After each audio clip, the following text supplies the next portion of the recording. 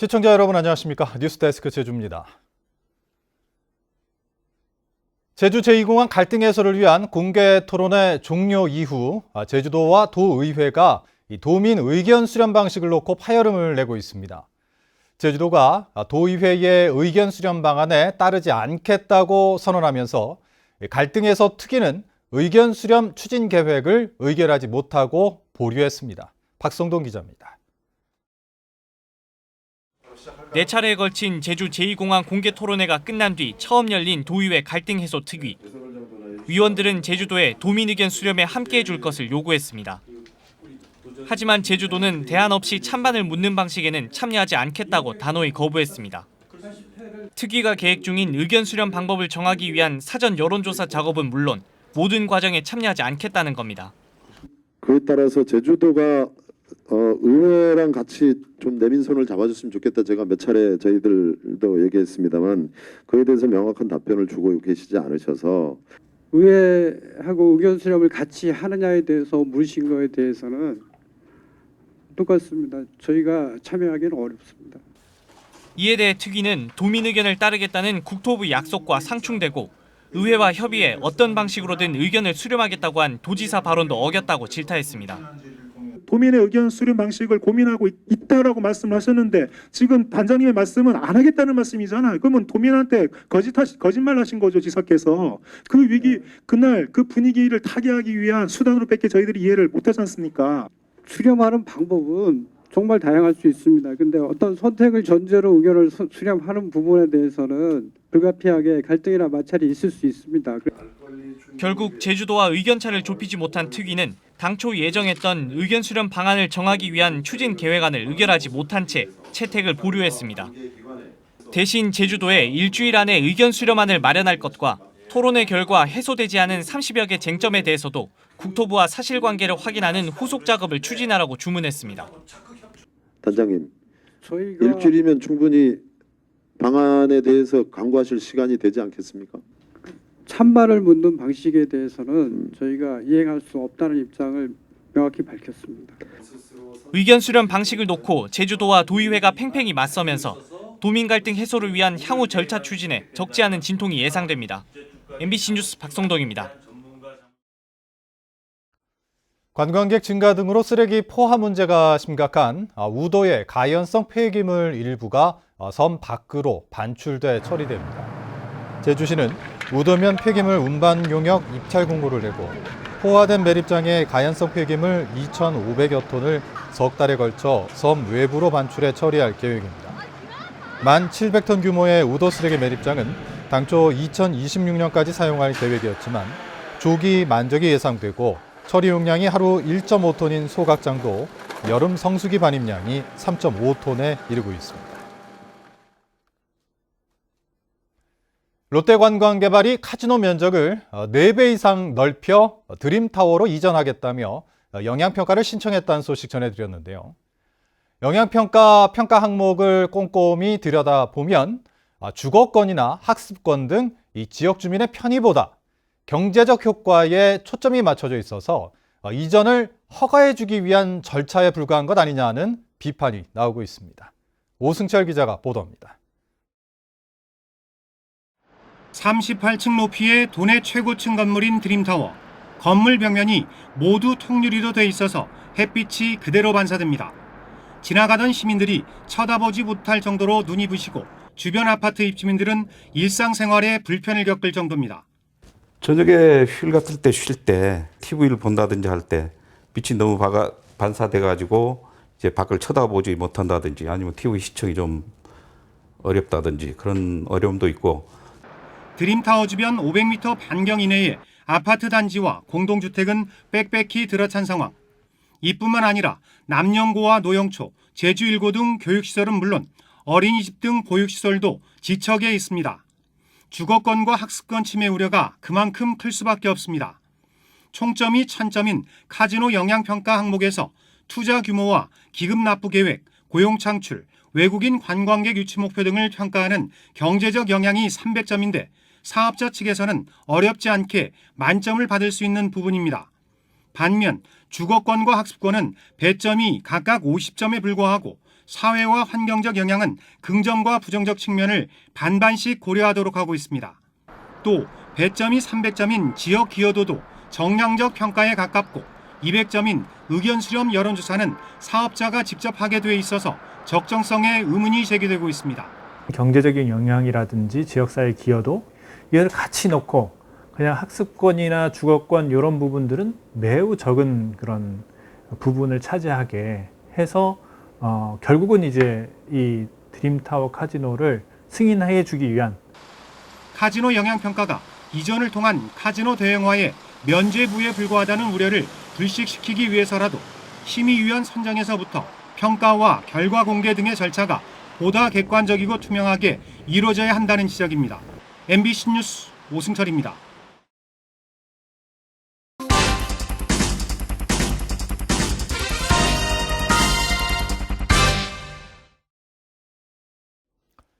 제주 동물 테마파크 개발 사업과 제2공항 건설을 반대해온 람사르 습지도시 위원장이 외압으로 물러났다는 제주MC 보도와 관련해 반발이 확산되고 있습니다. 조천읍 일부 마을은 람사르 위원 교체를 받아들일 수 없다며 반발하고 있고, 시민단체는 명백한 인권 침해라며 국가인권위원회에 진정서를 냈습니다. 조인호 기자입니다. 람사르 습지도시의 핵심인 선을곶자왈과 동백동산 습지가 있는 제주시 조천읍 선을 1리. 선을 1리는 이번 사태와 관련해 긴급개발위원회를 열어 제주도가 람사르 습지도시 지역관리위원을 새로 임명하겠다며 보내온 운영 규정을 거부하기로 결의했습니다. 10여 년 전부터 람사르 습지도시 선정을 위해 노력해온 지역 주민들이 위원회를 자율적으로 운영할 수 있도록 보장하라는 것입니다. 잘 되고 있는 그 습지도시위원회를 해체하고 그 전에 그 노력한 것들이 다 없어진다는 것. 이 규정을 만들게 되면은 이건 인정을 못한다는 겁니다. 우리 마을에서.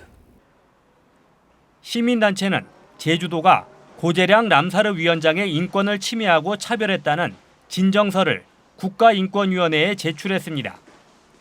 공무원들이 특정 개발 정책을 위해 개인의 성향을 파악한 뒤 사직을 종용해 양심과 의사 표현의 자유, 공무 담임권을 침해했다는 것입니다.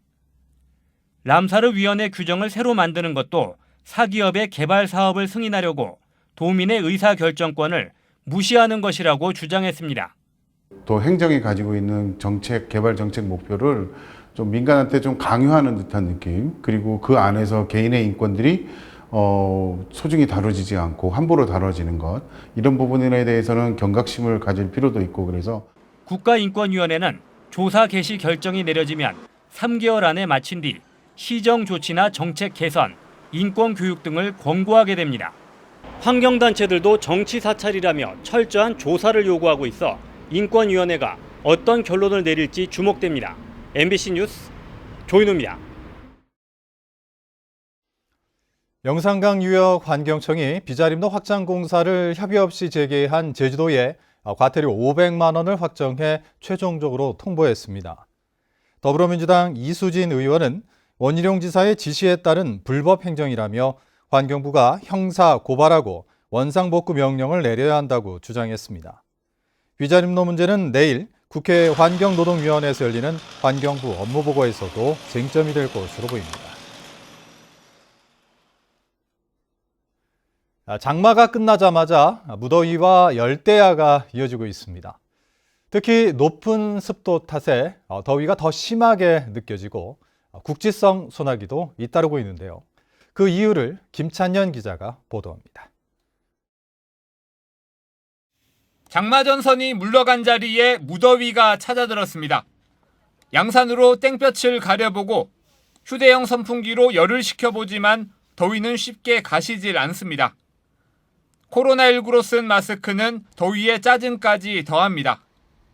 날씨가 너무 습해서 덥고 땀나니까 화장도 제대로 못하고 다니고 마스크도 제대로 못 쓰고 다니는 것 같아요. 제주는 한낮 기온이 30도 안팎을 오르내리면서 사흘째 폭염주의보와 열대야가 이어지고 있습니다. 특히 습도가 평년보다 10%포인트 이상 높아 체감하는 더위는 훨씬 심해졌습니다. 서귀포시와 고산의 낮 최고 기온은 29도에 머물렀지만 평균 습도가 90%를 넘기면서 실제 체감 온도는 32.8도까지 치솟았습니다. 반면 동부 지역에는 시간당 30mm의 물폭탄이 쏟아졌습니다. 제주가 북태평양 고기압 가장자리에 들면서 대기가 불안정해 국지성 소나기가 쏟아지고 고기압 가장자리를 따라 강한 남풍이 불면서 많은 양의 바다 습기를 제주로 끌어들이고 있기 때문입니다. 고온 다습한 남풍이 영향을 받아 폭염과 열대야가 나타나는 곳이 많으며 대기가 불안정하여 단시간에 좁은 지역에 많은 비가 내리는 곳이 있겠습니다. 기상청은 당분간 비 소식 없이 폭염과 열대야가 이어지겠고 올여름은 기온이 예년보다 1도 이상 더 높을 것으로 예보했습니다. MBC 뉴스 김찬년입니다.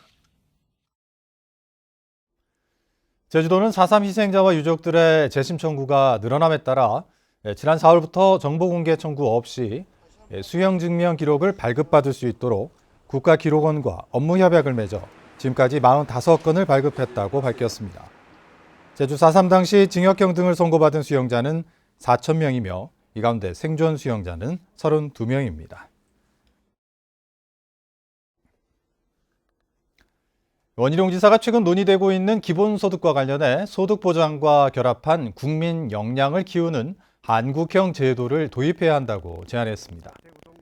원 지사는 국회에서 열린 기본소득 연구포럼 창립총회에서 이같이 말하고 기본소득에 앞서 교육과 경제, 직업 기회와 자산 격차 해소가 필요하다고 말했습니다. 국회 기본소득 연구포럼은 21대 국회의원 31명이 모여 창립했는데 원 지사는 귀빈으로 초청돼 발제했습니다. 제주도가 권역별 균형 발전 계획을 시행하고 있지만 최근 10년 동안 동서지역 불균형이 심화된 것으로 나타났습니다.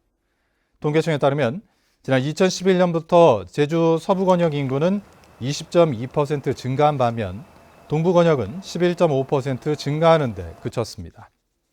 특히 서부 권역인 제주시 애월읍과 서귀포시 대정읍, 안덕면이 25% 이상 늘었는데 하귀지구와 영어교육 도시 등 개발 사업이 원인으로 꼽히고 있습니다. 코로나19로 도내 관광업계 양극화가 심화되고 있는 것으로 나타났습니다. 제주도 관광협회 등에 따르면 서귀포시 중문 관광단지의 특급 호텔의 경우 평일과 주말에 관계없이 80% 수준의 예약률을 기록하고 있는 반면 제주시 내 삼성급 호텔 등은 여름 성수기인 다음 달에도 예약률이 30%대에도 미치지 못하고 있습니다. 펜션 업계도 고급 펜션 위주로 관광객이 몰리면서 양극화가 심해지고 있습니다.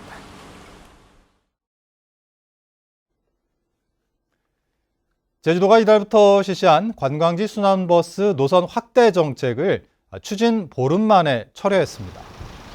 제주도는 이달 1일부터 동부와 서부 지역 관광지 순환버스 노선에 각각 2개씩 4개 노선을 추가해 운행을 시작했지만 생존권 문제를 주장한 택시업계의 반발로 보름 만에 철회했습니다. 관광지 순환버스 1회 운행당 평균 이용객은 4.2명으로 지난해 6.1명보다 1.9명 감소했습니다. 제주해양경찰서는 어제 오후 8시 15분쯤 어로가 금지된 제주항 신항방파제 앞 200m 해상에서 한치 낚시를 한 혐의로 제주시 선적 5.5톤급 연안 들망어선 선장 58살 A씨를 조사하고 있습니다. 배경은 대형 선박과 어선이 수시로 드나드는 항내에서의 조업은 선박 교통에 방해가 될 뿐만 아니라 매우 위험하다며 주의를 당부했습니다.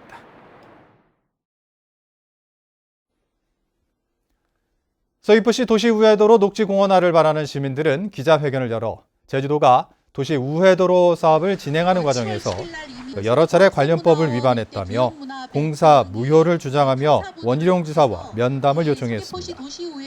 이들은 지난달 제주도가 소규모 환경영향평가서를 환경청에 제출한 뒤 조건부 동의 의견이 나오기 전에 사업을 승인해 환경영향평가법을 위반했고 지난 2016년 투자심사를 받은 뒤 재심사를 받아야 하지만 지키지 않았다고 주장했습니다. 전국 공무원노조 제주본부는 제주도청 앞에서 기자회견을 열고 원희룡 지사는 노동 탄압을 중단하고 공무원 해직자 원직복직 특별법 제정에 협력하라고 요구했습니다. 이들은 제주를 시작으로 한 달 동안 전국을 돌며 결의대회를 열어 2002년 전국 공무원노조 출범 이후 발생한 해직자 130여 명의 복직을 요구할 예정입니다. 이상으로 뉴스데스크 제주를 마칩니다. 시청해주신 여러분 고맙습니다.